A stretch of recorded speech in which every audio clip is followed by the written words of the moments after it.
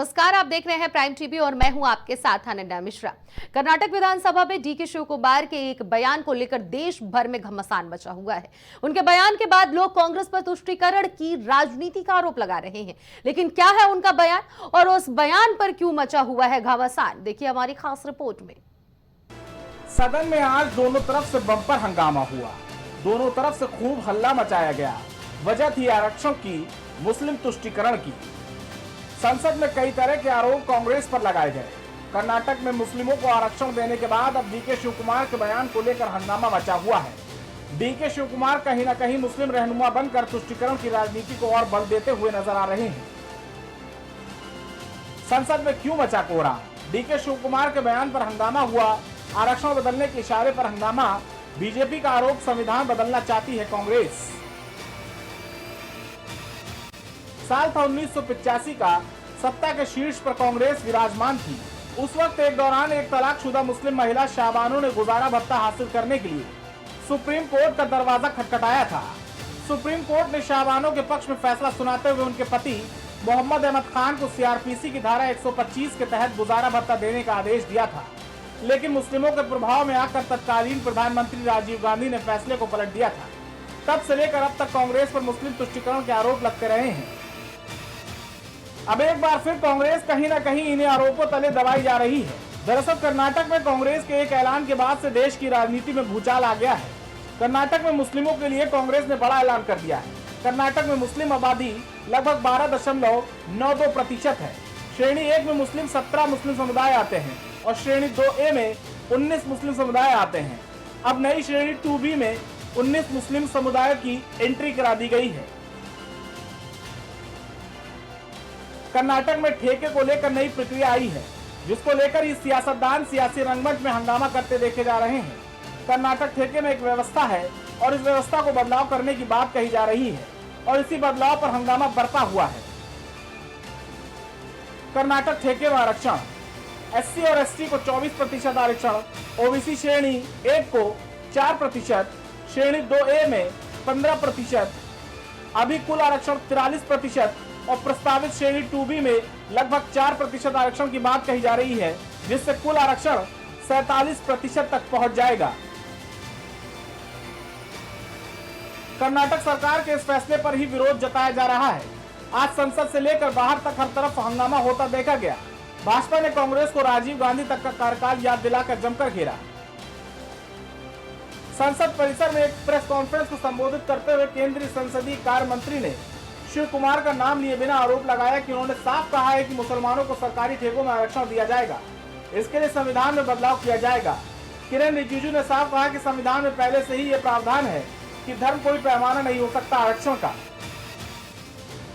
Constitution में तो safe guard already है कि धर्म कोई पैमाना नहीं हो सकता रिजर्वेशन का। जाति और हमारा आर्थिक स्थिति रिजर्वेशन का पैमाना हो सकता है, लेकिन धर्म नहीं हो सकता है। ये क्लियर है।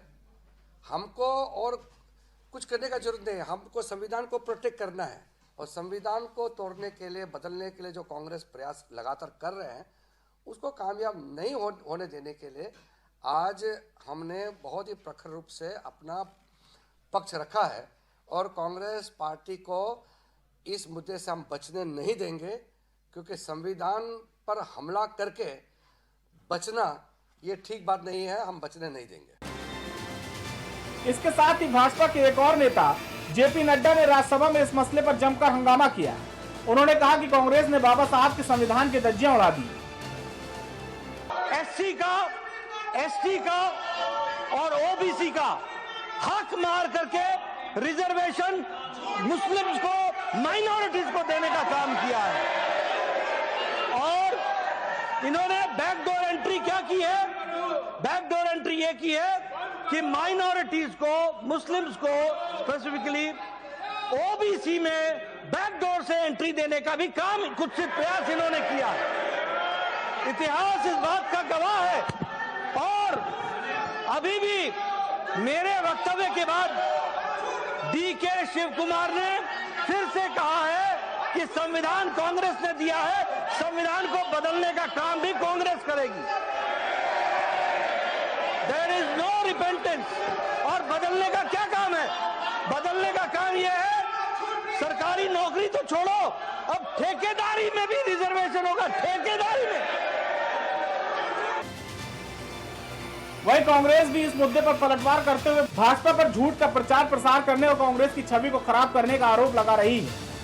उन्होंने ये कहा कि कांग्रेस पार्टी धर्म के आधार पर ये रिजर्वेशन दे रही है। ये सरासर झूठ है। धर्म के आधार पर तो बीजेपी कानून बना रही है। हम कभी धर्म के आधार पर कोई रिजर्वेशन कॉन्स्टिट्यूंट असेंबली के मेंबर भी नहीं दिए, और जो ड्राफ्टिंग कमेटी के चेयरमैन और बाबा साहब अम्बेडकर ने भी यह कहा भी नहीं कहा, और दूसरे जितने भी हमारे नेता थे, वल्लभ भाई पटेल या अपने पंडित जवाहरलाल नेहरू जी, बहुत से नेता जो बहस किए कॉन्स्टिट्यूंट असेंबली में, ये मुद्दा कभी उन्होंने छेड़ा नहीं और इसके बारे में वो बात हुई नहीं। फिलहाल आरक्षण के नाम पर कर्नाटक ही नहीं बल्कि बिहार भी पिछले कई दिनों से सुर्खियों में है। दरअसल बिहार में 65% आरक्षण की मांग जोरों पर है, जिसको लेकर लोग लगातार प्रदर्शन विरोध कर रहे हैं। देखिए इस रिपोर्ट को।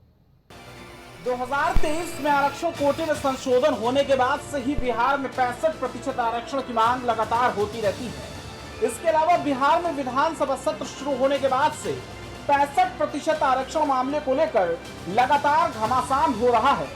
सत्र शुरू होने से लेकर अब तक लगातार प्रदर्शन और विरोध का सिलसिला जारी है। ऐसे में जानना अहम हो जाता है कि जिस आरक्षण को लेकर बिहार में घमासान मचा हुआ है, सत्ता पक्ष और विपक्ष जिसको लेकर आपस में भिड़ते हुए दिखाई दे रहे हैं, और जिस 65% आरक्षण की मांग लोग कर रहे हैं, उसके पीछे की पृष्ठभूमि आखिर क्या है। बिहार में आरक्षण पर रण। कुल आरक्षण 50% से बढ़ाकर 65% किया गया।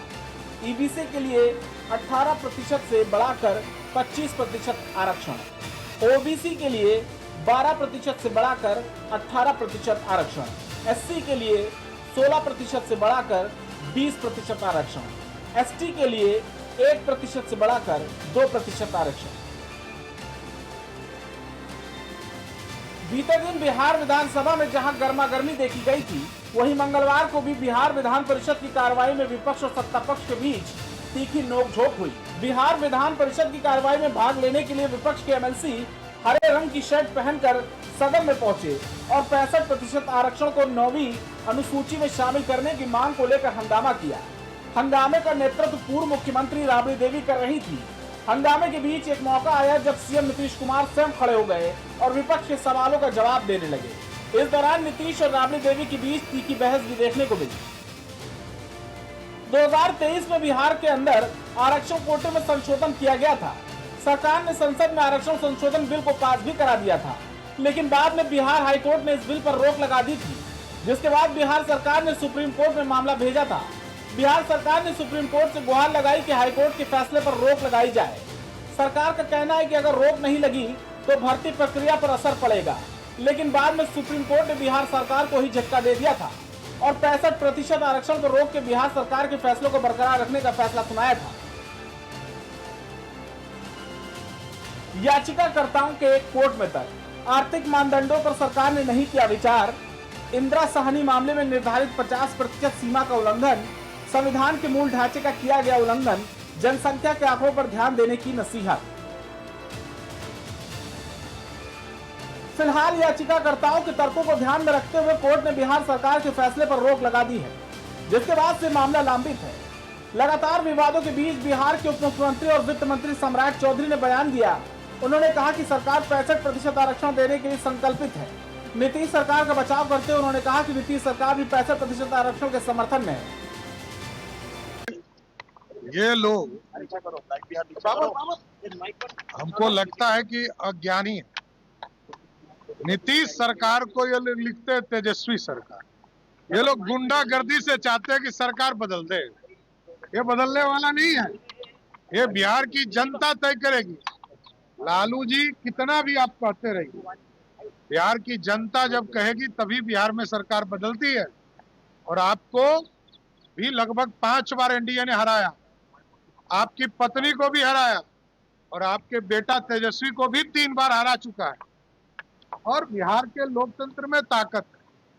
बिहार में 65% आरक्षण आदरणीय नीतीश कुमार जी के नेतृत्व बिहार विधानमंडल के द्वारा सर्वसम्मति से पारित किया है। इसमें कोई ऑब्जेक्शन नहीं है, किसी का विरोध नहीं है, सब पार्टी इसके साथ खड़ी है। तो राष्ट्रीय जनता दल सिर्फ अपना राजनीतिक रोटी सेकने का काम कर रही है, इससे अधिक कुछ नहीं। फिलहाल बिहार में 65% आरक्षण को लेकर लगातार मांग हो रही है और सरकार के विरोध में प्रदर्शन भी जारी है। वहीं दूसरी तरफ सरकार का भी कहना है कि वो आरक्षण के समर्थन में है। देखना दिलचस्प होगा कि आने वाले समय में इस मामले पर क्या फैसला आता है। Output desk, prime TV. फिलहाल हमारे इस खास रिपोर्ट में इतना ही। बाकी खबरों के लिए बने रहिए प्राइम टीवी के साथ।